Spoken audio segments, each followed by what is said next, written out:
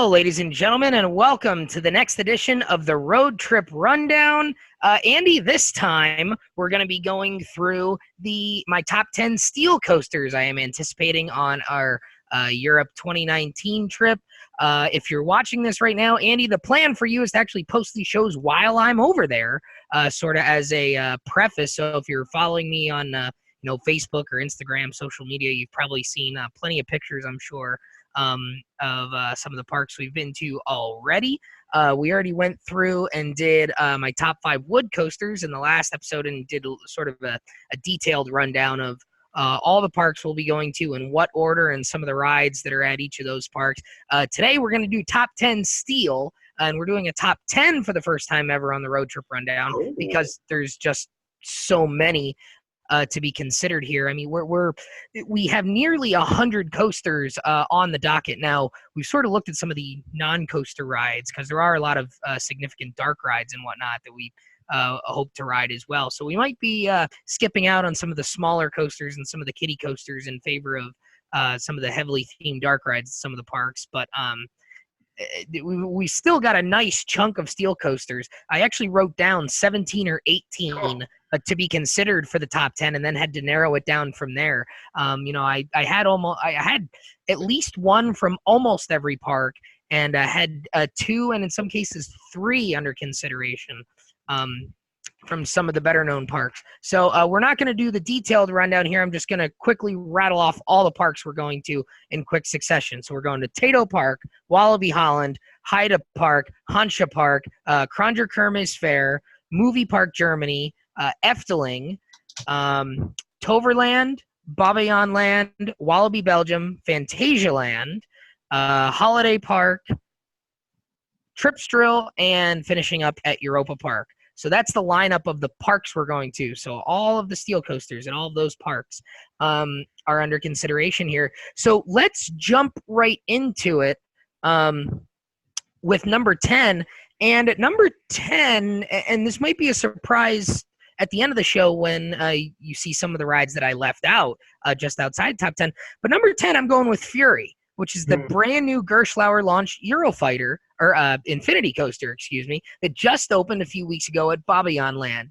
And this is the one that has made a lot of noise because it actually involves voting whether or not you want to ride the ride forward or backwards. And listening to Coaster Radio this past week, I guess a listener called in and said, what happens is you go out into the launch area, and if your train has voted to go backwards, the piece of track that you're on then turns 180 degrees and you actually go through the course backwards. So it seems like you actually do either go through the whole thing forwards or backwards. Oh, and that's different than what we thought was going to happen. Yeah, we speculated that maybe because it had the multi-launch, maybe it would just choose which way you went first. But it sounds to me like you actually might go through the entire course somewhat differently. So that's interesting that you get 2 completely different experiences, and that's kind of maybe why I pushed this in to the top 10 here. And the interesting part is we will have evening ERT on Fury after Babylon Land closes, because that's our second park for that day. So we may actually be able to coordinate with our group of 45 people or so.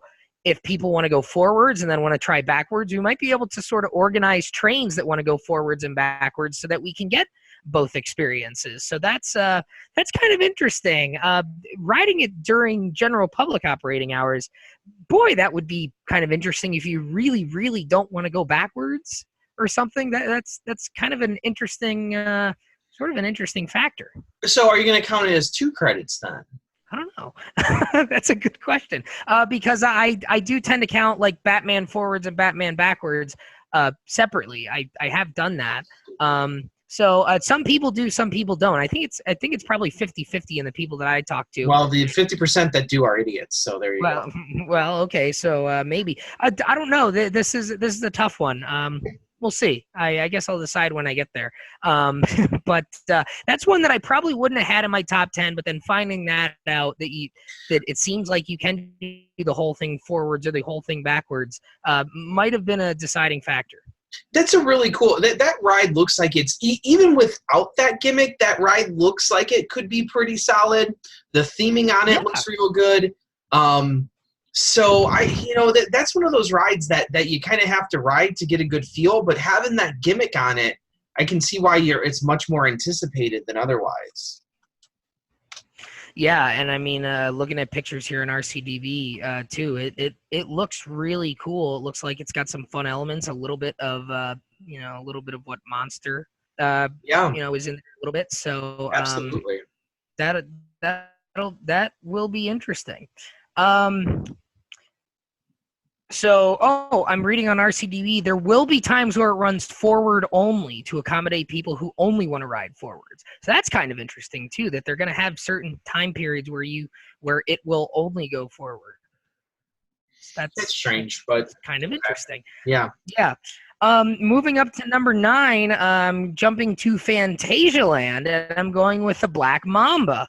Now, a friend of mine was just over in Europe to do some parks last week and went to Phantasialand and said that Black Mamba reminded him a lot of Nemesis, which it does look a lot like Nemesis.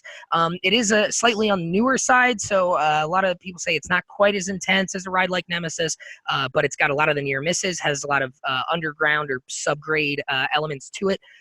Very tight, close quarters, the illusion of speed, the feeling of speed, even though the ride itself is not that large. So, this is one that this is one of those rides that if you're planning a trip over to Germany and you want to show someone who's not a coaster person one of the really cool rides that you're going to ride, I feel like some of the rides at Phantasialand, like Taron and Black Mamba, that have that extensive theming and a lot of the cool environments around it. Black Mamba is one of the rides that you Google image search a picture of because it looks really cool. Yeah. And I really have never ridden a B&M inverted coaster that I didn't like. So, that's one thing. And, to say it's the German Nemesis, if you will, even if it's not quite as strong as Nemesis, I'm probably going to like it a great deal.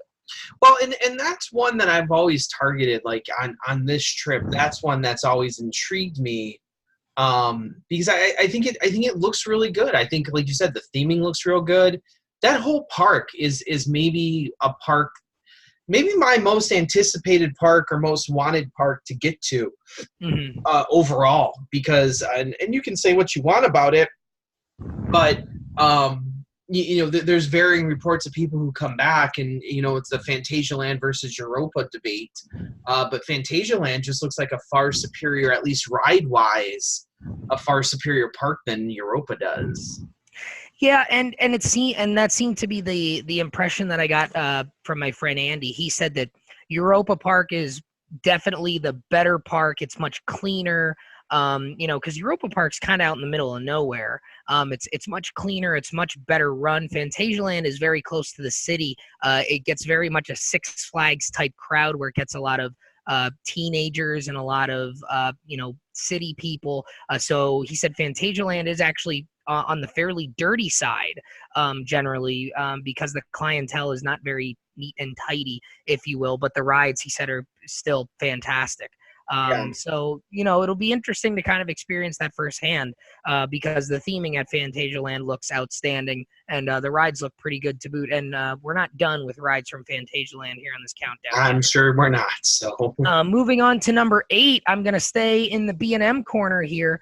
I did not put Phoenix, the B&M Wing Coaster at Toverland, on top 10. Now, I was considering that one. That might have been the one that got bumped in favor of Fury out of the top 10.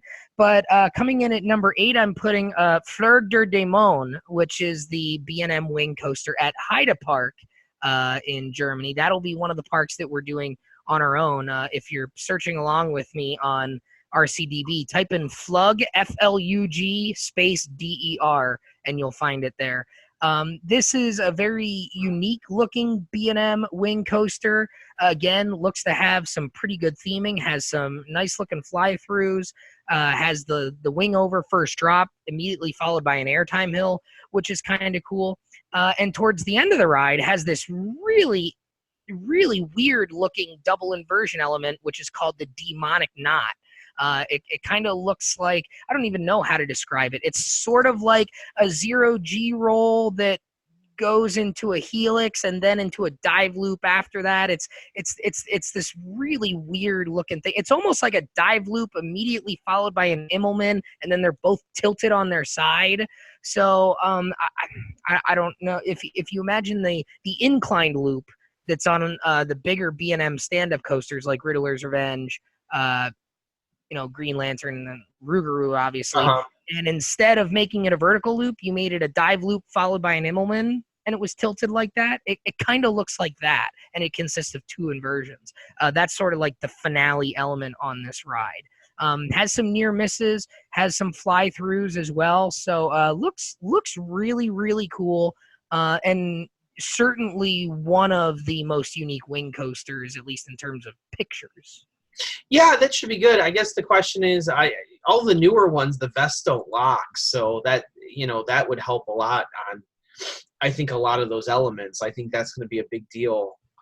Yeah, this one opened in 2014. So Thunderbird opened in 15, Gatekeeper opened in 13. Gatekeeper's locked originally, and then they were unlocked later in the year, I think, or for the next year. So yeah, so that this is right on the hairy edge of whether they do or not. So yes, it is. I think we'll have to see. Hopefully they don't, but riding X-Flight this past weekend, if they do lock, it's not the absolute end of the world, but would be much better if they. Oh, absolutely! It would be much better if they didn't lock.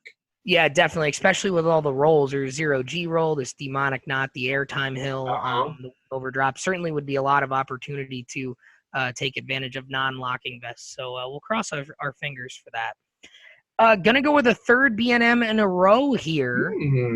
Number 7, and I might get criticized for this one a little bit, but I've heard enough good things about this ride to put it on this list, and that's Silver Star. Really? And the reason I'm putting Silver Star on this list as well, I talked about this on the Wood Show, where I relied heavily on the results of the Thrilling 32 to sort of order those rides, because I knew that those 5 wood coasters were the 5 that I was most looking forward to, and it was a matter of order. And I kind of leaned on the Thrilling 32 results heavily to help me out with that. And I pretty much mirrored the Thrilling 32 results as well. And Silver Star is a 2-time participant in the Thrilling 32. So it's been in there.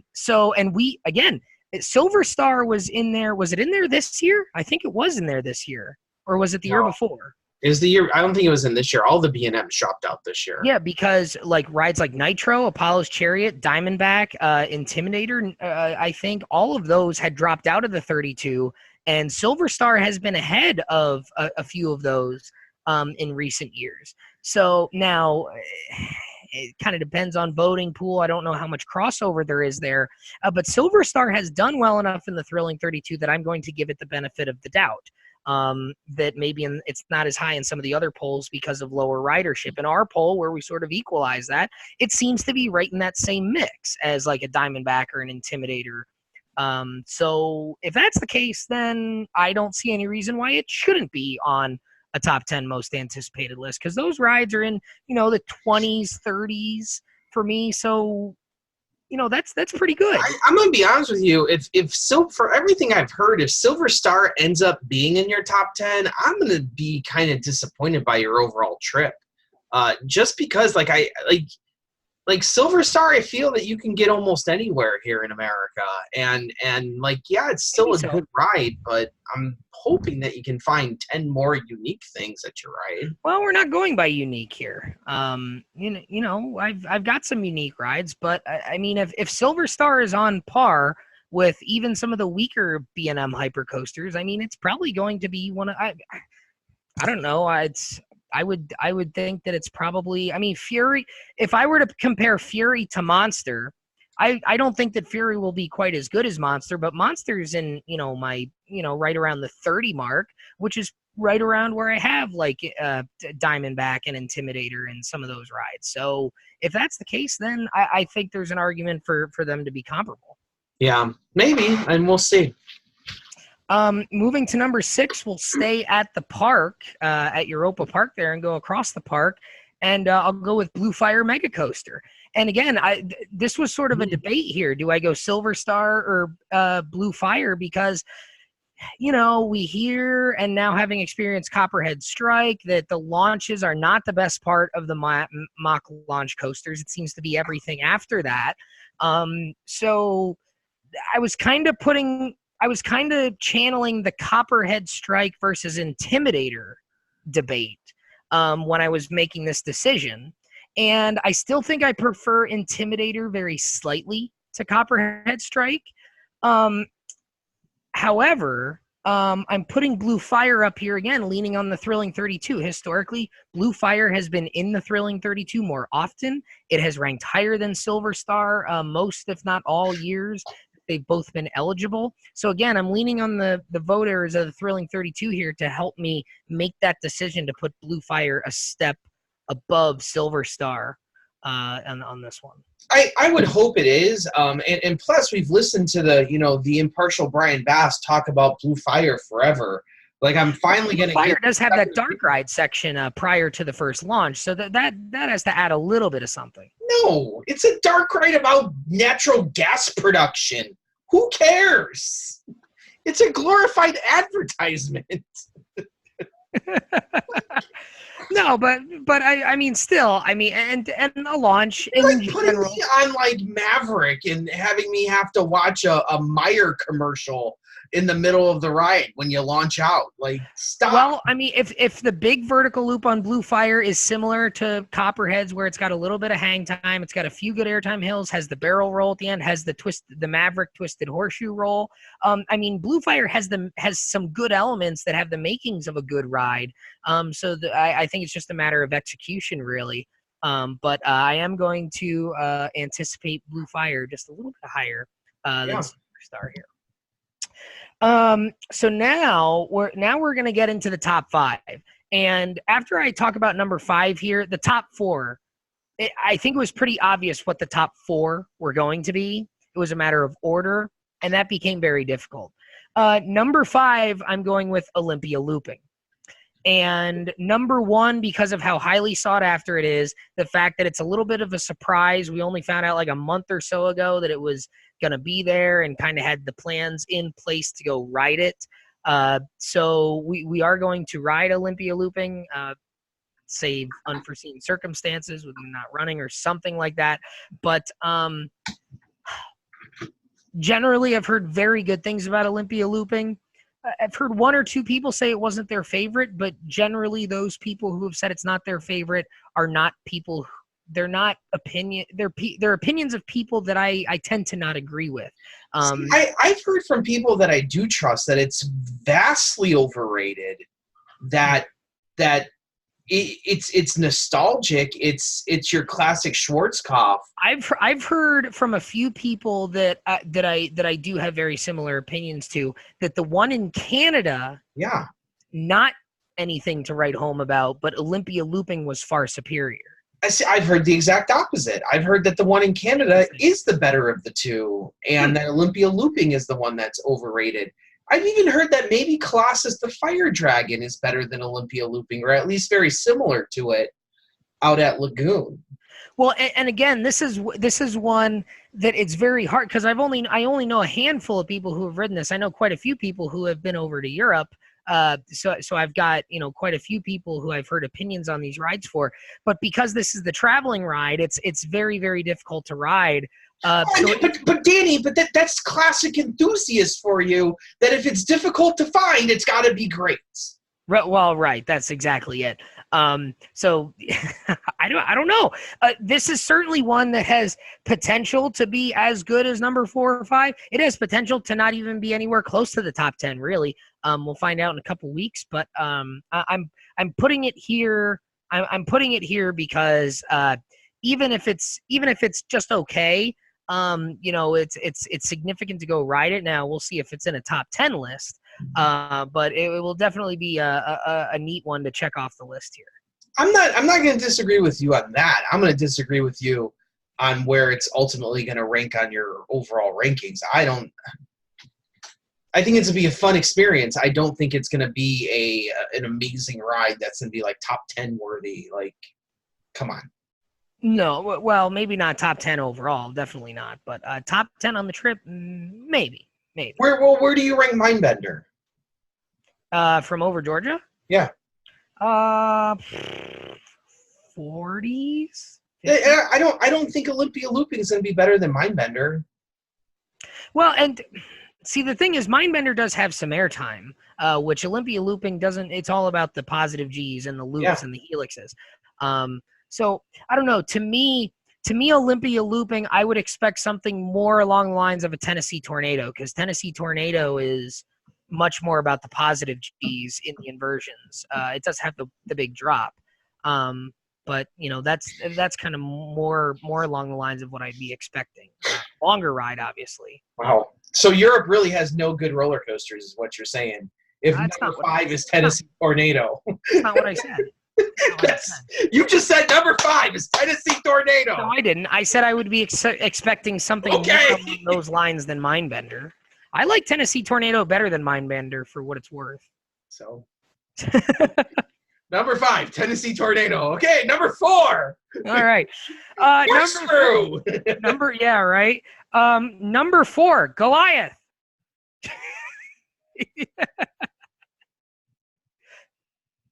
There's only one Goliath. Oh, in Europe. Okay. It only has one. So this is the Intamin. What kind of continent only has one Goliath? I know, right?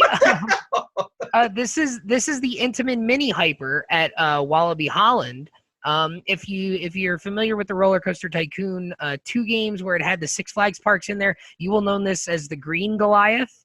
It was at Six Flags Holland. It was green with like maroonish purple supports. It's now blue with black supports, I believe. Looks like it is sort of a miniature version of the Superman hyper coasters over here. Not the New England one, the America and the Darien Lake ones. Has more hills than those. Has a couple of crossover airtime hills. Has a nice Stengel dive in the middle of it. Has a couple of big helixes as well. Is located on the edge of a lake. Has a nice return run of 3 high-speed bunny hills.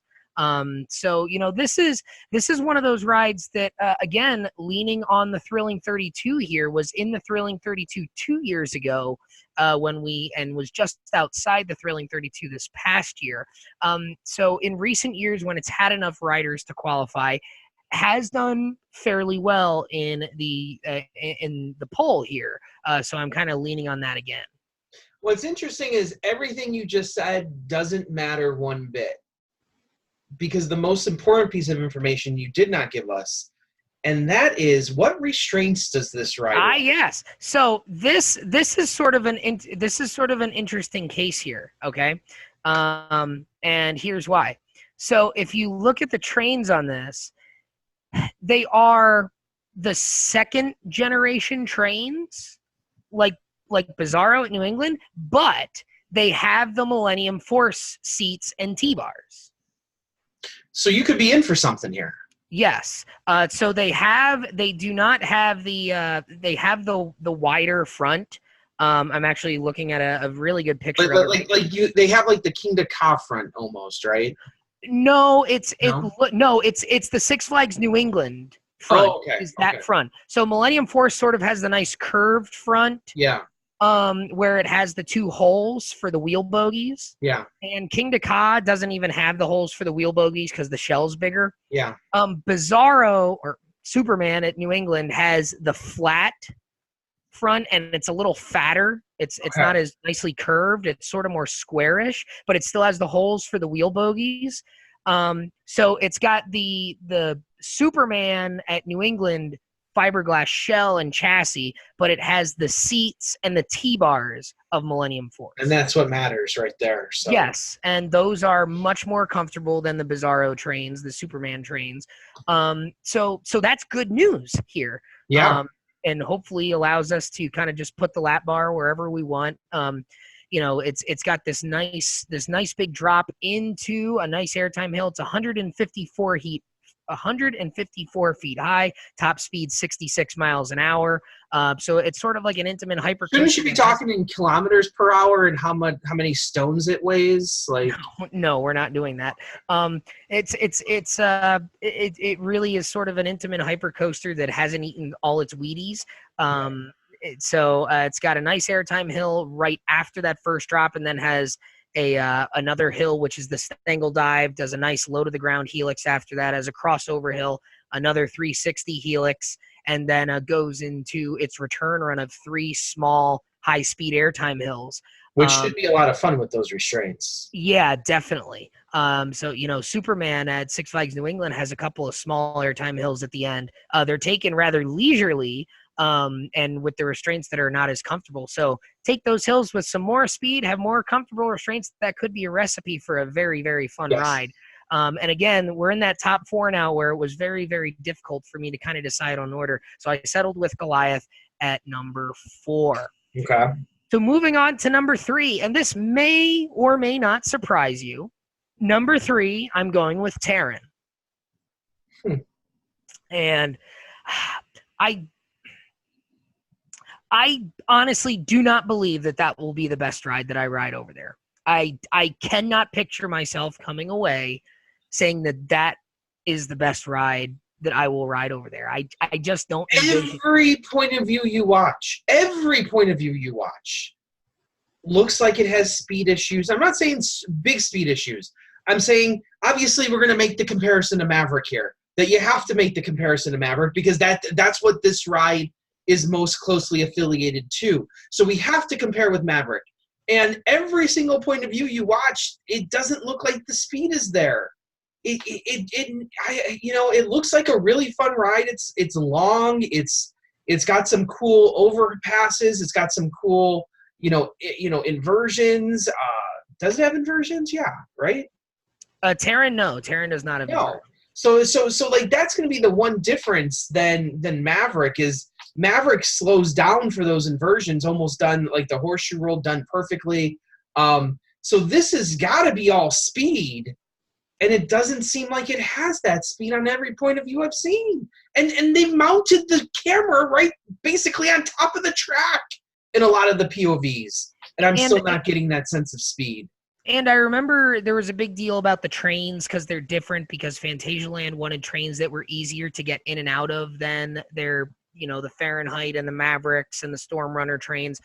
So the seats are actually elevated higher, much more, and they're more open like the Mach coaster cars, so you are a little bit farther away from the track. So I don't know if the maneuvers are sort of I don't know if the motion is exaggerated because you're sitting farther away from the track. I don't know what the deal is, but again, it seems like everyone who rides this ride has good things to say about it. So I haven't heard someone say anything bad about it. So it's tough for me to knock it and say, well, that's not going to be a good ride. But at the same time, I have a hard time looking at that ride and watching what it does as someone who hasn't ridden it and still being able to say that I think it's going to be better than the top 2 rides on this list. And I don't even know I have the POV of Goliath at Wallaby Holland playing right now.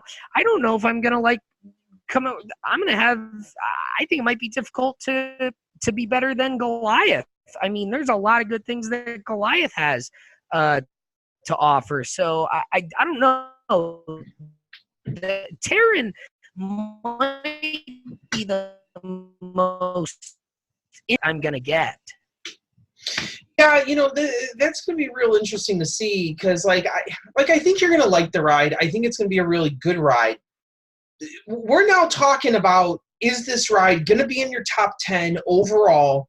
Is this ride going to be better than Maverick? We're talking big talk now. We're not talking like Silver Star talk. Like, is this ride going to be in your top 50? This ride has been built up so much over the last couple of years. It's been a top 5 ride in the Thrilling 32. I mean, that's the problem with this ride. I would say that Taron, by far, has the most potential to be a disappointment of any ride on this trip. No, I would agree with that. And by disappointment, I don't think you mean disappointment as in super bad, but disappointment as in people have built this up to be a top tier coaster, top 5 coaster, and if it doesn't come, if it's even in your top 10, if even it's like 9 or 10, that's kind of disappointing, I think, overall. Yeah, I don't know if I'd be disappointed if it ends up in my top 10. For me, the way that this has been built up for me, it's got to be better than Copperhead Strike, no doubt. it's got to be better than that. It's got to be better than Iron Dragon.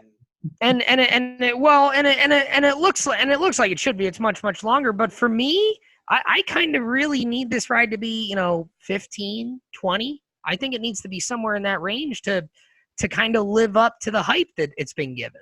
No, the hype, Danny. The hype has been top 5. If this thing's not, yeah, but we haven't bought into but I haven't bought into all that hype. But still, that is the hype. That is the hype. People are saying this is better than Maverick. That is the hype. The hype isn't, is this better than Diamondback? The hype is this better than Maverick? That's the hype train. If you're I don't expect this ride to be better. It's going to be top 20. You're going to be right on track with top 20. I don't expect this ride to be better than Maverick at all. I'm looking at like things like X2, Sky Rush. Like these are the things that are like in my 5 to 10. Like Millennium Force. Is this going to be better than Millennium Force? I don't know if I expect it to be better than Millennium Force. But that's what I'm saying. People who have voted in our polls have overwhelmingly said that yes, this is better than Millennium Force. Yes, this is better than Sky Rush. So that's the hype train, I think, at this point. Maybe. You know what? Maybe. I don't know. This is a ride that has confused me for a couple of years now because this has been such a confusing ride. I don't know. Well, you know what? And I don't know. It shouldn't be any surprise what the top 2 are, and it should be pretty obvious what they are at this point. And one of them is what I labeled as my most anticipated ride for 2019, way back in January when you and I did that show here. And that's coming in at number 2, which is Untamed, the new RMC that just opened a couple weeks ago over at Wallaby Holland, the same park as the Goliath coaster we just talked about a minute ago. So 2 rides from the same park in my top 5 here. And you and I, we've looked at this ride a little bit. I haven't really watched. I watched the POV once or twice when it first came out. I haven't watched much since. This ride sort of looks like it's laid out a little bit like Steel Vengeance, but it's more the size of Twisted Timbers. And I don't know of a better RMC to compare it to aside from those two. And I don't know if that's the color or the fact that it's got the newer trains like those 2 rides do, and maybe that'll be a factor because you and I agree that Vengeance and Twisted Timbers hold their speed a little bit better, and we don't know if that's attributed to the trains. But I mean, we're looking at 120 feet high here. The drop is 116 feet. Speed is 57 miles an hour. 111 feet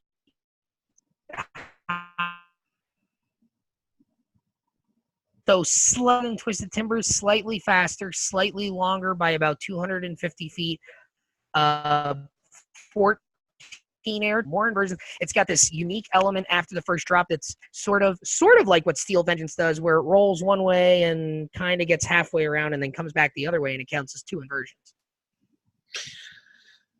This is one because, I've said on multiple occasions that I like the RMCs. The RMCs are all solid roller coasters, but some of them, if they try to copy other ones a little too much and they fall short or it's not as big, I don't feel as good about them. And things like, Twisted Cyclone. I really love Twisted Cyclone, but it's nowhere near my top 10. It's nowhere near my top 15. Twisted Timbers, I felt, was a completely unique ride that RMC did something different with Twisted Timbers, with a lot of airtime hills and then, big airtime hills, like right up at the front, which they usually don't do. And I really liked Twisted Timbers. It had the height, it had the speed, it carried its speed all the way through.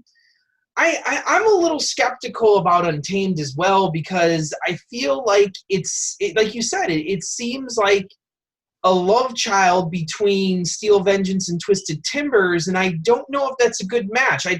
because I don't know if the I-305 with the Maverick Millennium Force mixture was a good mix. Like, people love that ride. I'm not a huge fan of it.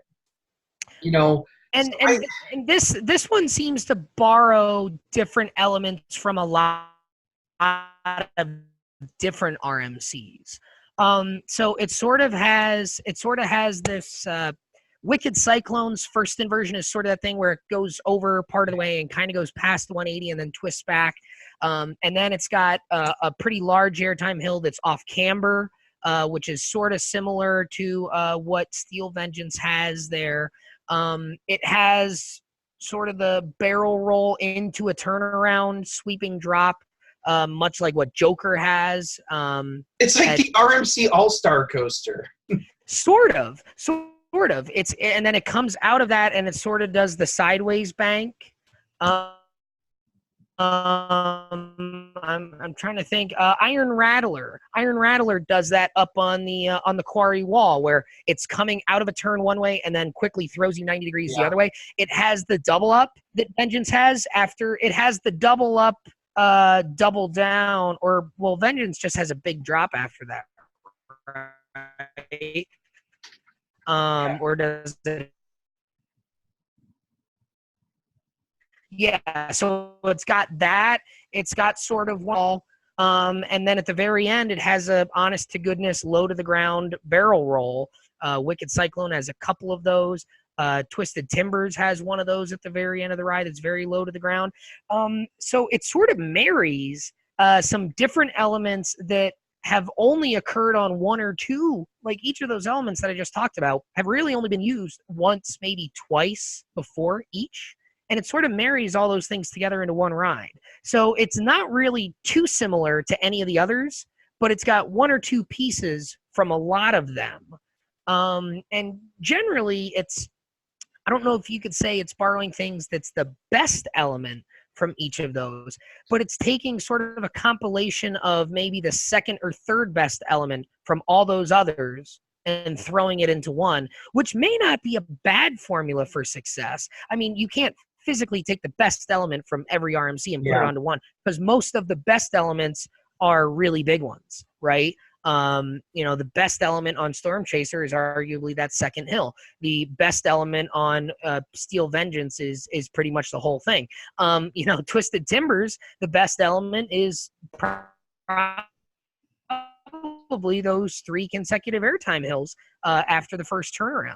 Or maybe the first drop, if you want to say it is. This sort of has the straight down first drop. It's got those newer trains. It seems like it holds speed pretty well from some of the off rides.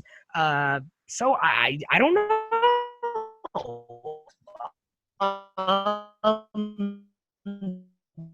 This again, I think, has tremendous potential.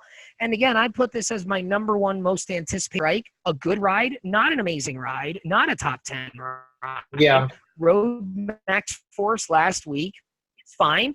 Riding Steel Curtain this weekend. By the time you guys are watching this, I will have ridden Steel Curtain. And the reports from Beardman, anyways, is that he ranked it right in the same area as a Copperhead Strike. He seemed to like Copperhead Strike a little bit better. We haven't heard glowing reports from Steel Curtain in the first week it's been open.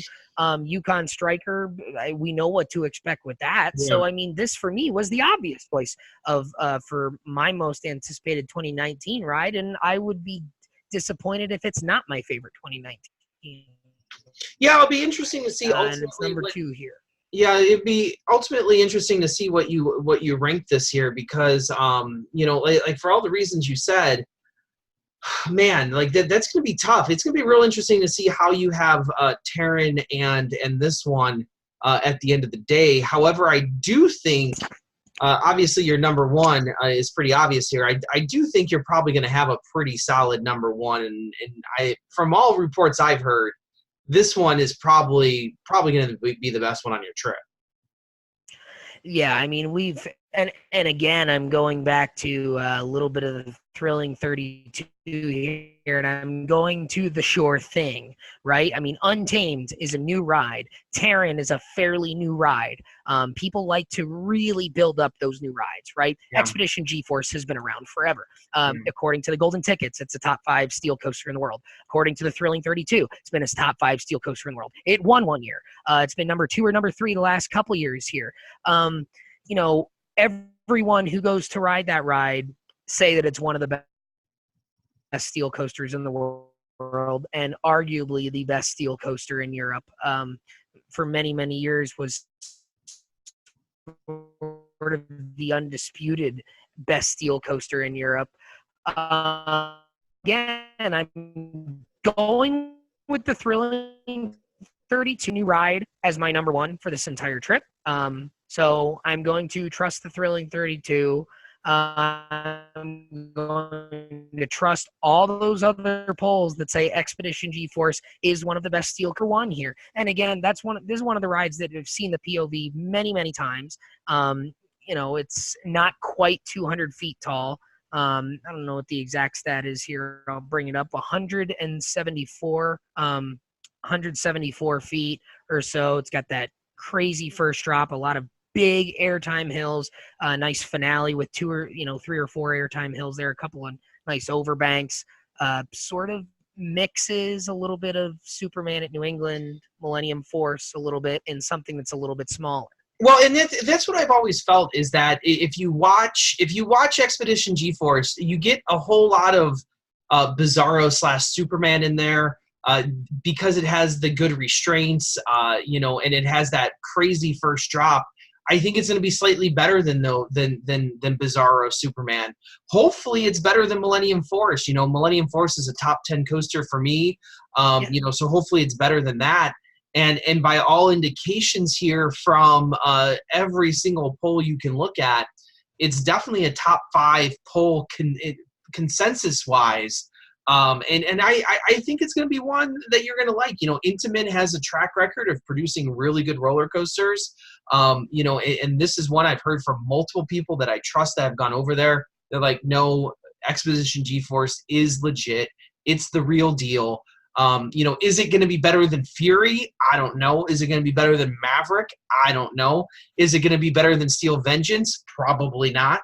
So you're going to have a whole lot of comparisons to do there. Do I think that you guys going over to Europe, that we're going to see a resurgence of Expedition GeForce in at least the Thrilling 32? And I do not foresee that happening at all. I think you might see it drop a little bit, or at least stay exactly where it's at. But I think a lot of people are still going to have Steel Vengeance higher, still going to have Fury higher. But I do expect to see Expedition GeForce probably in your top 10, if not definitely, or probably in your top 5, if not definitely in your top 10. Yeah, I mean, this is one of those things where I don't know if I need this ride to be a top 5 ride for it to live up to the expectation. I'm not going over there expecting to come back with. I'll tell you what, if I go over there and it's not a top 5 ride, then that whole trip is pretty much a disappointment. Because but for it to be, for me, let's throw out Manta and Nemesis here for a minute. Let's throw out the personal favorites, right? Vengeance, Fury, Maverick, X2, and then I-305, Millennium Force, Superman. I think it's probably going to be in that mix, so I think it's going to maybe it's got to be better than those last 3. I could see Fury, Vengeance, Maverick, and maybe X2 still being higher, but if it's not the solid number 5 after those 4, I think it is a disappointment. It's a disappointment from what everyone has said once again. And it's I think it, for me anyway, if I was going over Europe, if this thing's not better than Millennium Force, then to me, that's always been the debate. Everyone's always told me that Expedition GeForce is so much better than Millennium Force. And if it's not, then that's a huge disappointment to me. Well, and if I go there and find out that if it's better than Millennium Force, then it's at least number 8 on, if you include like Manta and Nemesis. So if you throw those out, then it's number 6. I'm fine with that. I think that'd be okay. I think it's for you. Like me, i305 is like in like 10 or 11, so I don't. So it's got to be better than i305 for me. And then what was the and then Superman? Superman, I don't even rank high. Like that's in my 20s. Like so, if it's not better than Superman, well, and the deciding factor on that may be that crazy first drop. I mean, Intimidator 305 has a straight first drop. Millennium Force has a straight first drop.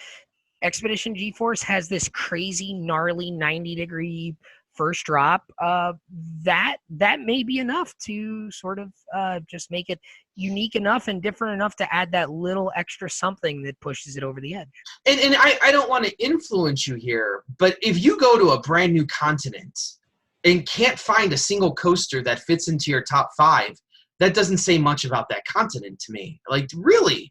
Like, honest to God, you're spending a lot of money. My top 10 list is not a where have I been list. Exactly, and it shouldn't be a where have I been list. And some people feel the need because they feel the need that, oh, I spent $5,000 to do this trip.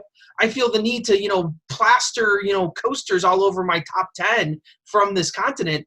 I'm not like that at all. My list is not a where have I been list because I'd have the X coaster from, Arkansas, on my top 10, and I'm not an idiot. I don't have Gulliver's coasters in my top 10 just because adults can't get in there.